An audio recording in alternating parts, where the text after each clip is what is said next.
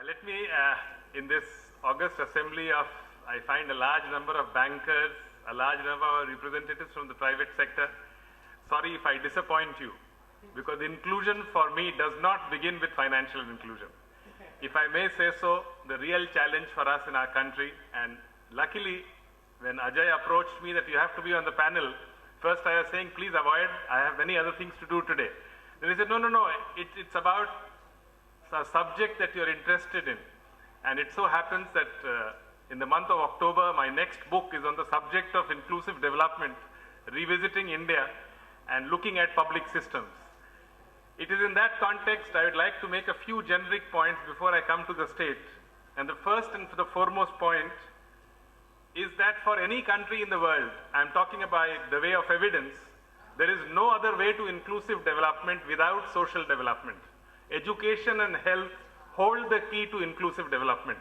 You can neither have financial inclusion nor can you have other forms of economic inclusion if you have not addressed the fundamental issue of social inclusion, social development, which to me is understood widely in terms of access to education and health, health not understood as medicalized care, health understood as provision of clean water, sanitation, nutrition, understood in the wider context and canvas of public health. It is only then that the subject of inclusion becomes a real one. So the first point I wish to make, inclusion necessarily has to be social development based for it to give you the returns that we expect any society or country to thrive on. There are examples across the world. The second point which I wish to make is that unlike post-1991, the economic growth that we keep celebrating about India, while private sector may well be the engineer of economic growth, it cannot be the engineer of social development. Look at the world more carefully. If you look at it more carefully, just look at the Soviet bloc countries.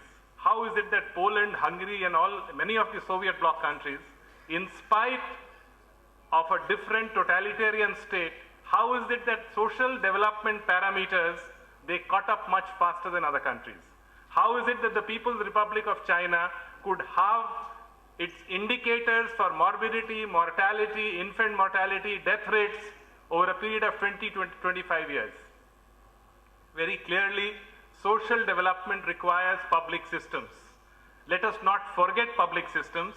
Simply because all of us have some experience of the other of the public system having failed, we come to the conclusion that other options are the answer. I am afraid in social development, you cannot get away from the public system. Therefore, the challenge before us, how do we revisit public systems? How do we craft credible public systems? And on this, again, my academic chair, Dr. Alak Sharma, with due respect to the academics in our country, they have not had the time to study public systems in as much detail as they need to. If you go to UK, the National Health Scheme is studied by the best of universities there. Go to France, the French education system, the health system, the best of universities study it. But in our country, we have failed to enthuse the academics to study public systems. Why is it that Tamil Nadu's health system does better than Bihar's? Or why is it that Uttar Pradesh's system fails, some other country works, some other state works better? The details of how public systems work, how do you craft a credible public system? In my quest of working on the last book that I just mentioned, I desperately looked for a lot of evidence-based research. I'm afraid I could not find too many. I request my academic friends, please focus a little more on public systems, because merely talking about cash transfers, merely talking about conditional cash transfers, merely talking about PPPs, this is not where the focus is required as far as social development is concerned. We have to find ways of schools, of hospitals, developing in such a manner with such parameters that they provide the services that they ought to provide. This is how 90% of the world has moved.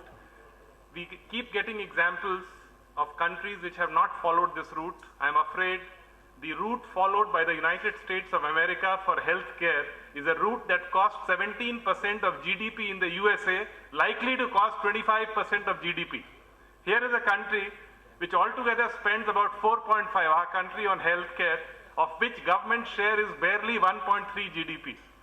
Given this kind of a scenario, it is the models of Brazil and China that we need to look at. What is it that they have done? How much have they invested for social development? We want to be compared with comparable nations, large populations, Brazil, China, and India.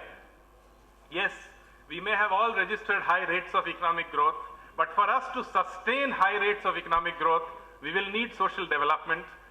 Brazil, when it went in for universal primary education, universal primary health, it followed up not merely announcements, it followed it up with resources. For the next 30 years, Brazil had tied up the resources of central, provincial, and local governments, which ought to go into education and health.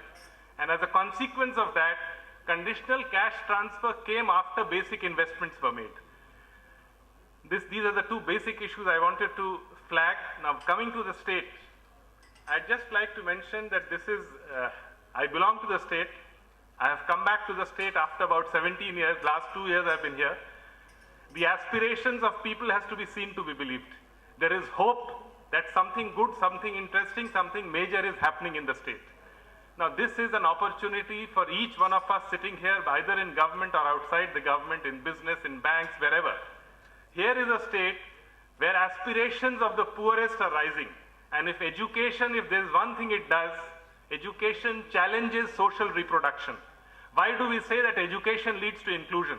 We say it because it challenges social reproduction, a system where a plumber's son becomes a plumber, a carpenter's son becomes a carpenter.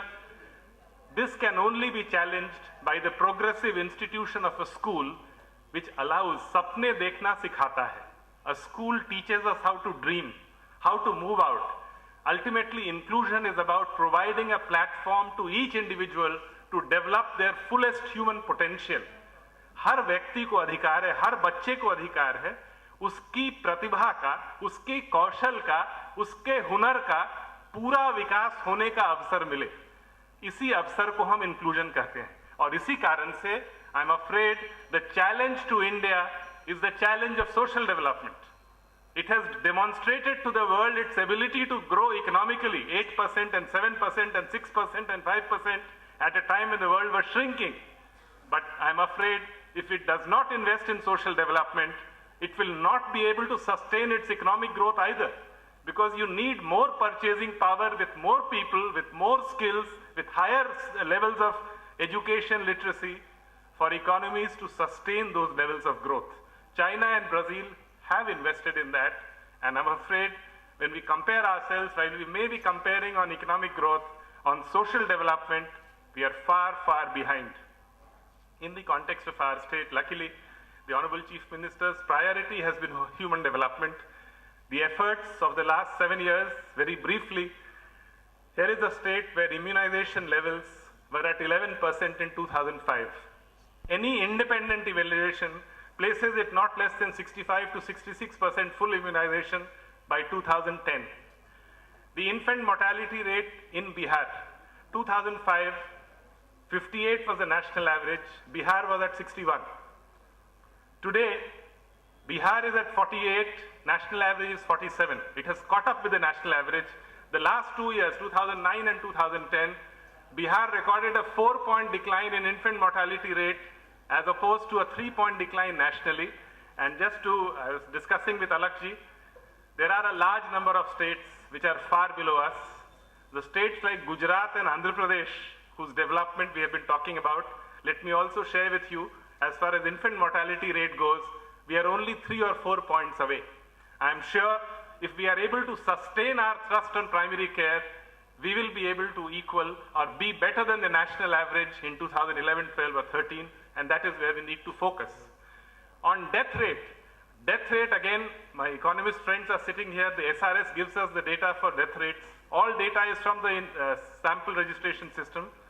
Bihar in 2005 had a death rate higher than the national average, 9.2 as opposed to 8.6 nationally. Death rate is the number of people out of 1,000 who died, which is what is recorded by the SRS. 2010, the death rate of Bihar is lower than the national average. 6.8 for Bihar, 7.1 is the national average. Only indicating that somewhere in the system, some basic care in whatever form, government, outside government, in some form or the other, care seeking or health care seeking has perhaps increased. Yes, we have a long, long way to go as far as tertiary care is concerned. One major surgery, we all take the train or the plane to Delhi. We need to create that capacity here, and on PPPs, super specialty hospitals is one area where PPPs can work. May not be for medical colleges because the investments are very high and the returns on investment will take a long time. But clearly, these are areas where there are possibilities. On education, my friend Alak has mentioned, only to say that the state prioritizes education. There was a focus on expansion. There was a focus on providing a school in every habitation. There was a focus on each and every child.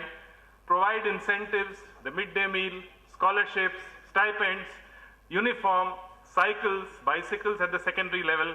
And on 15th August, the Honorable Chief Minister has announced a senior secondary school in every Gram Panchayat. Now, now this is a point of public policy.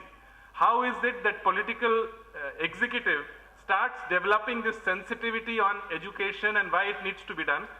I still recall a presentation in the Population Council. The total fertility rate in Kerala is 1.6.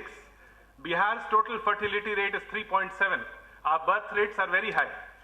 But very paradoxically, if you compare the fertility rate for girls who have completed class 10, it is 2 in Kerala, it is 2.1 in Bihar. It's a replacement level. If you take it for class 12 pass, whether it is Bihar or UP or Madhya Pradesh or Rajasthan or Chhattisgarh or Kerala or Tamil Nadu, it is 1.7 to 1.9. What does it show? If girls can complete secondary education or higher secondary education, fertility rates decline very sharply. It is not only about sterilization. Development is the best contraceptive. And clearly, if education access is available to those who need it most, this realization by the Honorable Chief Minister, in spite of the fact that it's going to cost a lot of money, in spite of the fact that the central government's Rashtriya Madhyamik Shiksha Abhiyan is still very weak. The resources available, unlike the Sarva Shiksha Abhiyan, where a lot of resources came, RMSA is still a weak program. The issue, we were asked to develop what is it that's going to cost. We came to the conclusion that we'll need 5,500 new high schools. Honorable Chief Minister's direction, not high school, make them higher secondary schools, up to +2. The money, when we calculated, we realized we needed a good 5,500 crores capital investment on the buildings and about 3,500 crores recurring expenditure to be able to open these. Bihar is one of the first states to set up, like the Krishi Cabinet, the Krishi Roadmap. Bihar has set up something called the Mission Manav Vikas, which is a cabinet subcommittee on human development, where the Chief Minister and 15 ministers monitor the progress on 14 or 15 key indicators in education, health, nutrition, water and sanitation. The answer to inclusion lies not only in economic growth, but very firmly in social development, very firmly in crafting credible public systems which can deliver quality services. Thank you.